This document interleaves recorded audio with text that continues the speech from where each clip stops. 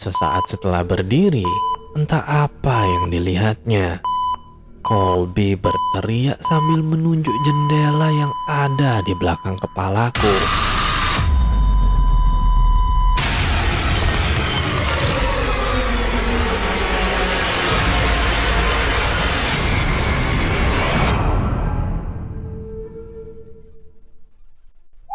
Halo para pecinta kisah horor di luar sana.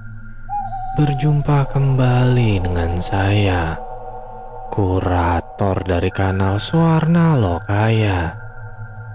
Kali ini kita akan membacakan kisah dari akun Twitter @freddy_raskin yang berjudul Itu Kursiku.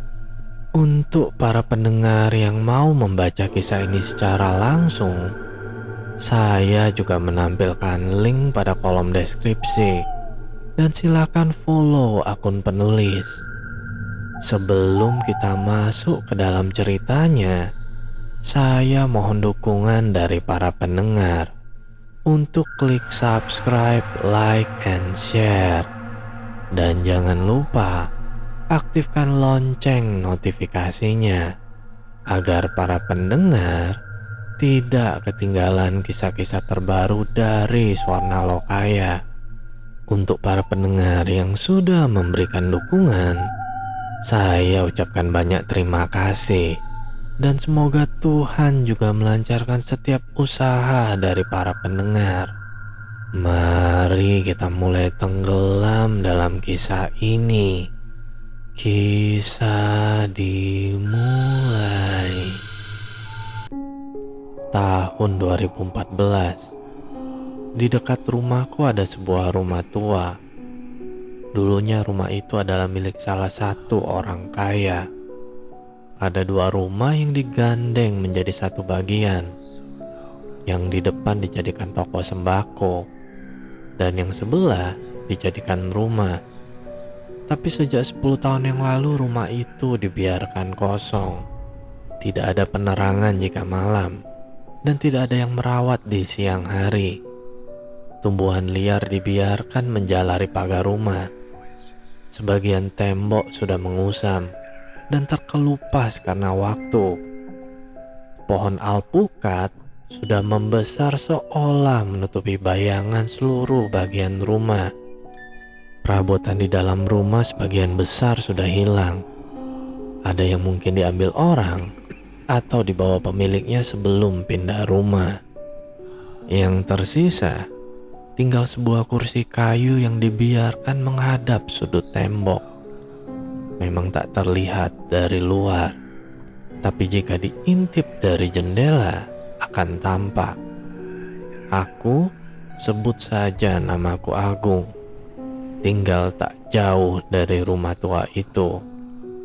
Sebenarnya aku agak menghindari dekat-dekat dengan rumah itu, karena kata beberapa orang, ada penunggu yang kerap menampakkan diri, bahkan di siang hari. Sampai suatu hari, ada sebuah rental PlayStation 3 yang baru dibuka di desaku. Kebetulan lokasinya berada di seberang rumah tua itu. Namanya rental Pak Wajik. Sejak baru dibuka, rental PS3 itu terus ramai. Ada beberapa anak yang bahkan sampai order untuk bisa mendapat giliran main PS. Karena tak ingin ketinggalan, aku dan kelima temanku, Zain, Rama, Wafa, Colby, dan Adit ikut order. Sayangnya karena terlambat pesan, kita dapat jatah main PS jam setengah 11 malam. Kebetulan rental itu buka sampai jam 4 pagi. Akhirnya kita tetap menyewa langsung 5 jam. Malam harinya, setelah berkumpul di pos ronda, kita berenam akhirnya berangkat ke rental PS3. Kita sepakat akan membuat mode game Liga Cup supaya semua tim bisa bertemu. Sambil berjalan, Rama dan Wafa mengatur setiap pemain nanti yang akan menggunakan tim apa saja. tepat pukul jam 22:15, kita berenam sampai di rental PS Pak Wajik. Rama yang sudah tidak sabar langsung menyiapkan diri duduk di belakang anak yang sedang bermain. Kebetulan aku kenal Mas Tommy dan Mas Vian. Jam 22:35, kita berenam akhirnya mulai mendapat giliran. Seperti biasanya, permainan sepak bola di PS selalu seru. Agar tidak lama menunggu, kita atur setiap game hanya berlangsung 10 menit. Setelah satu putaran liga selesai, kita ganti dengan mode cup. Pertandingan ini dibuat lebih lama, dengan durasi 15 menit. Partai final mempertemukan Rama dan Wafa. Karena ingin pertandingan berlangsung lama, keduanya sepakat menaikkan waktu pertandingan menjadi 20 menit.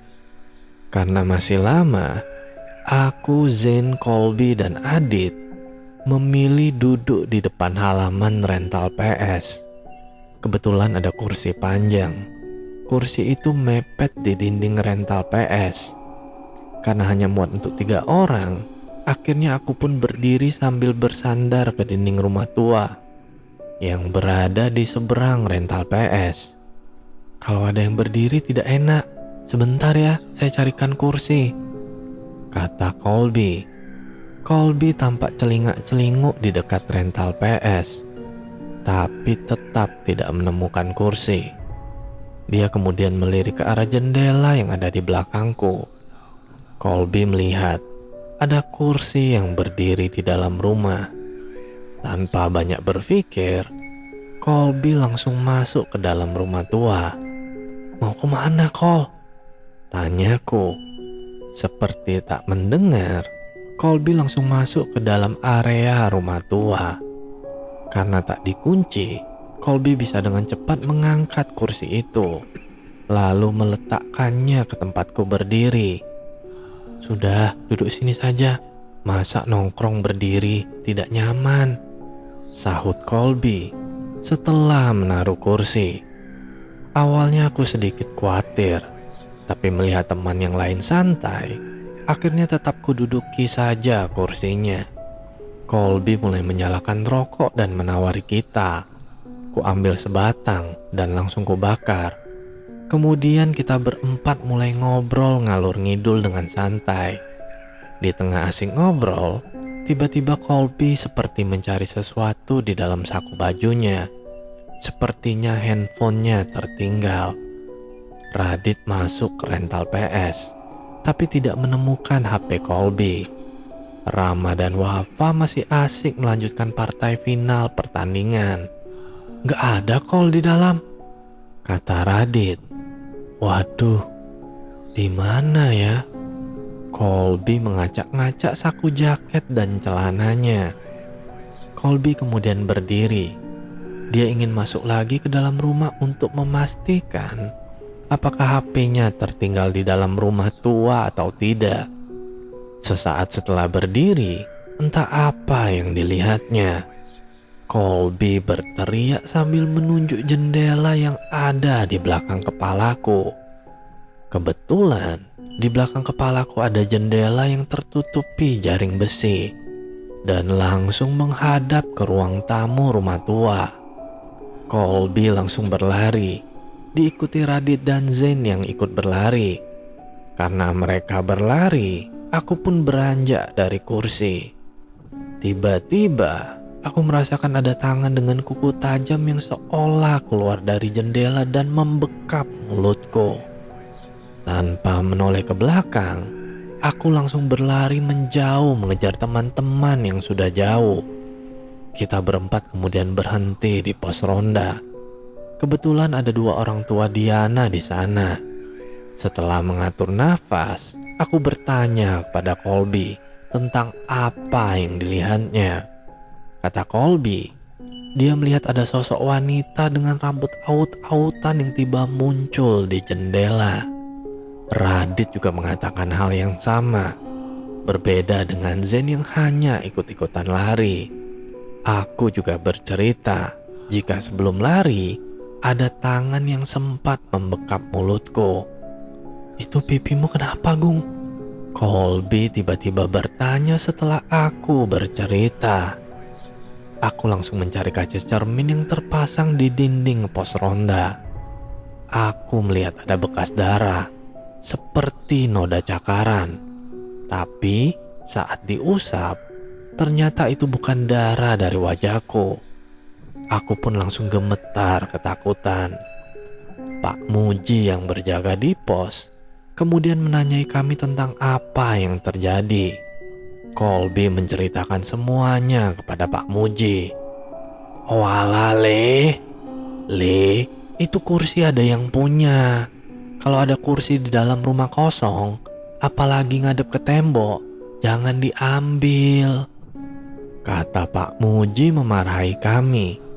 Aku dan teman-teman hanya bisa menunduk. Pak Muji sempat menyuruh kami mengembalikan lagi kursi itu ke dalam rumah. Tapi tidak ada dari kami yang berani kembali ke sana. Tak lama, Wafa dan Rama menyusul kami. Mereka sempat marah-marah karena ditinggal begitu saja. Colby lagi-lagi bercerita ke mereka berdua. Akhirnya, sesuai kesepakatan, kita berempat akan mengembalikan kursi di pagi hari.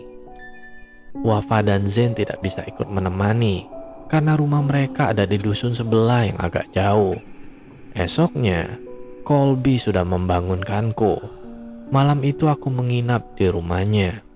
Di luar rumah, Rama dan Radit sudah siap ternyata. Karena jam 7 mereka harus membantu orang tuanya menyadap karet.